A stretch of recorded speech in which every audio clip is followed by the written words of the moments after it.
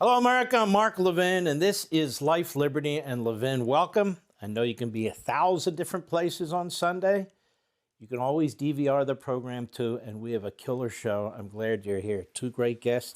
James Trusty, former Department of Justice prosecutor, former President Trump lawyer, and Matt Whitaker, former acting United States Attorney General. We've got a lot to discuss. But before we get into the weeds on the legal issues, and we will make it interesting, I want to discuss a little bit of history with you. History is lost on prosecutors. It's lost on all these debate shows. It's lost among lawyers who talk about January 6th. Oh, it was an insurrection. No, it wasn't. We've had contentious presidential elections in the past. I mean, really contentious. Some have almost led to civil wars. One did. In 1800, Thomas Jefferson and his chosen vice presidential pick, Aaron Burr, tied for first place because back then the ballots were separate for president and vice president, even though they might run in the same party. And it was 73 to 73 electors due to a communication error among Democratic Republican electors, or a Burr-led conspiracy, depending on whom you believe. In other words, Burr was disloyal to Jefferson. Jefferson was really running against Adams at the time, but he only got 65 electoral college votes. For the first of only 2 times in American history, the election went to the House of Representatives. They had over 30 votes back and forth and back and forth. The House was to choose the next president. Alexander Hamilton had enormous power. He disliked Jefferson immensely, but he hated Aaron Burr. So finally, what happens is Alexander Hamilton, of course, he was the first Treasury Secretary. He turned the tide by lobbying his fellow Federalists to throw their support to Jefferson. A couple years later, the famous duel that took place between Burr and Hamilton, where Burr killed Hamilton and then Burr fled the country. That seems a little more contentious than what took place on January 6th in the last election, but there's more here. Let's take a look. 1824. This was a doozy. There were 4 candidates. They were all, the Federalist Party had dissolved. They were all Democrat Republicans. Then there was Andrew Jackson, you might recall, the hero of the War of 1812. He won the popular vote by fewer than 39,000 votes, captured 99 electoral votes. Secretary of State John Quincy Adams, he took 84 electoral votes, came in second. 41 votes went for William Crawford. He was the Treasury Secretary, and 37 for the House Speaker, Henry Clay. So no candidate earned a majority of the electoral votes. The election again went to the House of Representatives. Clay was eliminated. He was the lowest vote getter. Only 3 candidates can be considered, but the House still controlled. After a month of back and forth negotiations, it went on and on, Henry Clay supporters threw their weight behind John Quincy Adams. Even though he had gotten less votes than Jackson, less electoral college votes than Jackson. So Adams would become president, and he would choose Henry Clay as his Secretary of State soon after his inauguration. This enraged Andrew Jackson. He resigns from the Senate. He called it a corrupt bargain. He said the whole election was a fraud, and then he would go back and run again the next time around, and he would defeat Adams. But this almost led to a civil war. Then 1860, presidential election wasn't just contentious, as is pointed out, it tore the nation apart. Abraham Lincoln got about 39% of the popular vote. He was running against Senator Stephen Douglas, the Democrat from Illinois. They were both from Illinois, actually. Also running for president was John Breckinridge, as well as John Bell of Tennessee. Lincoln won, as I said, about 39% of the vote, but took most of the electoral college votes in the North and California and Oregon.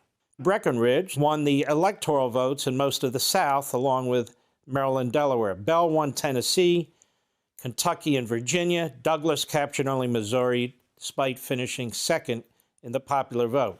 You had a real mess. Just weeks after Lincoln's victory, South Carolina voted to secede. 6 more southern states followed. forming the Confederate States of America in February 1861, and they elected Democrat Jefferson Davis as their president. I would say that was pretty contentious, America, but it also gave us Abraham Lincoln. Here's the biggest, 1876. Democrat Governor Samuel Tilden of New York won 250,000 more votes in the popular vote than Rutherford B. Hayes, the Republican. He also got 19 more Electoral College votes. But Tilden was still one electoral vote, one, short of the required 185 majority. And 20 votes remained uncounted. In Florida, Louisiana, and South Carolina, why? Because their votes were too close to call. Each party accused the other of fraud. And yet in Oregon, one elector was declared illegal and replaced with controversial results.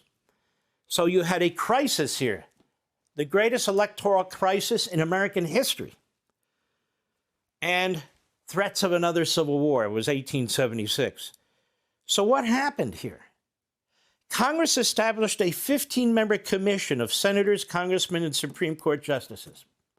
So they said, we can't figure this out. Let's have a commission. So this is about as far as from the popular vote in the electorate as you can get. But keep something in mind. Congress is making all these decisions. Not a Department of Justice, not a prosecutor. In every one of these cases where fraud is alleged, where there's lobbying, where there's pressure on state legislatures and so forth and so on, it's the give and take of politics. And Congress has the final say under the Constitution. Congress and nobody else. So they set up this 15-member commission of senators, congressmen, Supreme Court justices, 7 Republicans, 7 Democrats, 1 independent, ultimately to decide the election. After that swing vote turned to Hayes, that one controversial elector, goes to Hayes. Hayes, even though he is 20 Electoral College votes behind, even though he got 250,000 less votes than did Tilden, it goes to Hayes. And so what does the commission say? Well, the swing guy went for Hayes. We'll give the other 19 Electoral College votes to Hayes. So the commission picks the president, Rutherford B. Hayes, who had the less popular vote, the less Electoral College vote, and they threw the 20 Electoral College votes remaining to Hayes. And after the Democrats, they said, we don't have to put up with this. We're going to filibuster this and block the official vote count that's going to take place. So what did they do after that?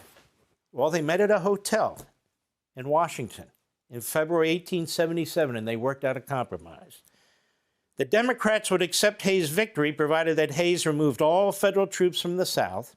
The compromise consolidated Democrat control of the region, the South, effectively ended Reconstruction, reversing the gains that African Americans had made during the post-Civil War era.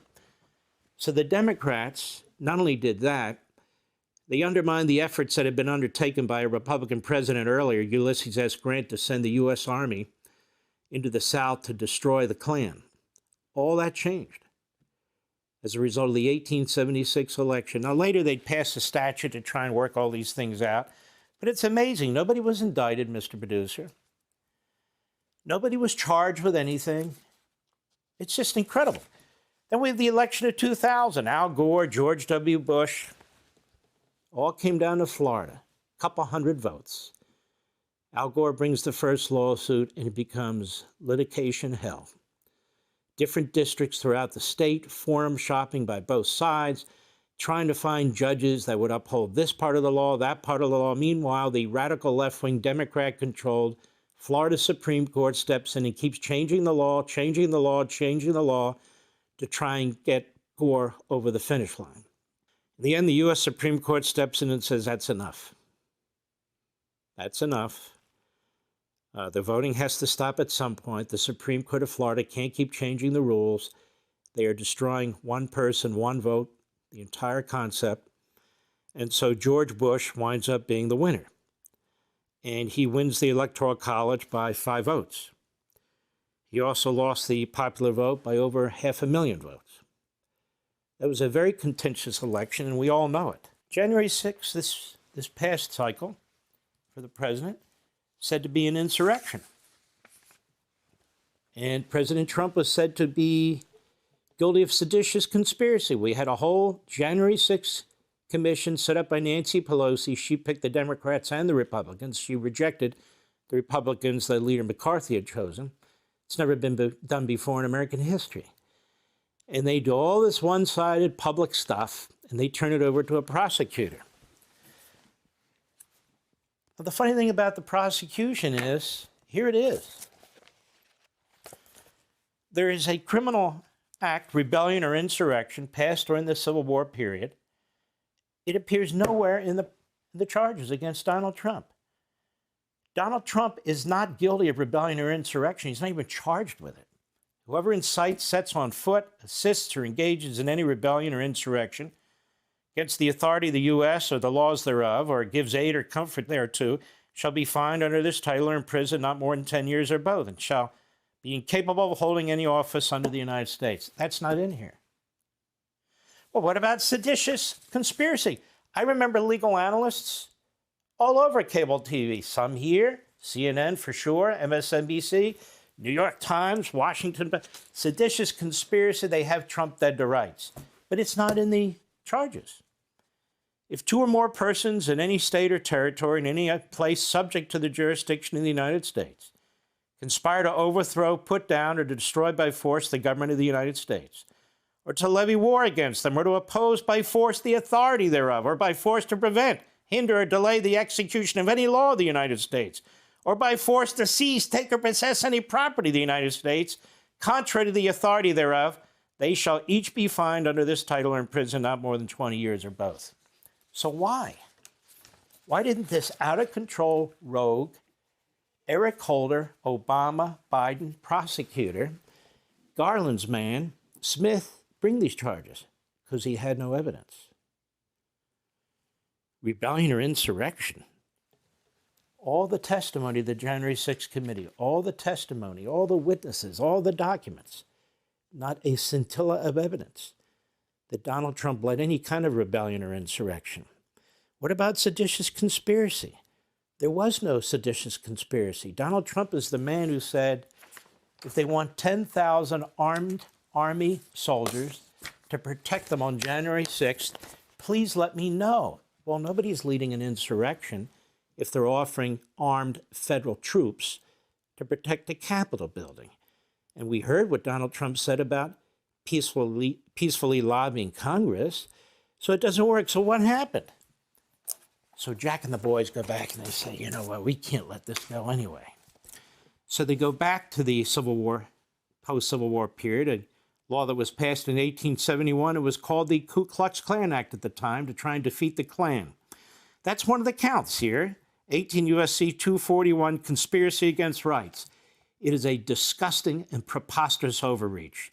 Then we have two counts under 18 U.S.C. 1512. Now, these laws were passed in 2002 to address gaps that they felt existed in the Enron scandal investigation. These are considered the Enron statutes.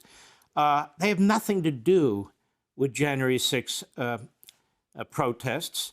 Even though this has been used, so-called obstruction, this has been used against one protester after another by these same prosecutors from January 6th. This has not yet gone to the Supreme Court. It will be tested by the Supreme Court, and I believe the Supreme Court will say, no, this was never intended to be used that way. Then we have count one, 18 U.S.C. 371. Now, that count is a garden variety statute that the federal government uses against federal contractors, people who cheat the government out of money and so forth. And that has been expanded to include, challenging the legitimate activity of the government. Again, stretched completely out of control. Those are the four charges. This is a disgusting attack on our electoral system. And as I've said before, the electoral system in America is now dead unless all of this is reversed. We cannot have, after all these years, more than 2 centuries, a Department of Justice and U.S. attorneys with 20/20 hindsight delving into what a president or a candidate thinks. Now, that 1876 election, I told you that states sent in 2 groups of electors.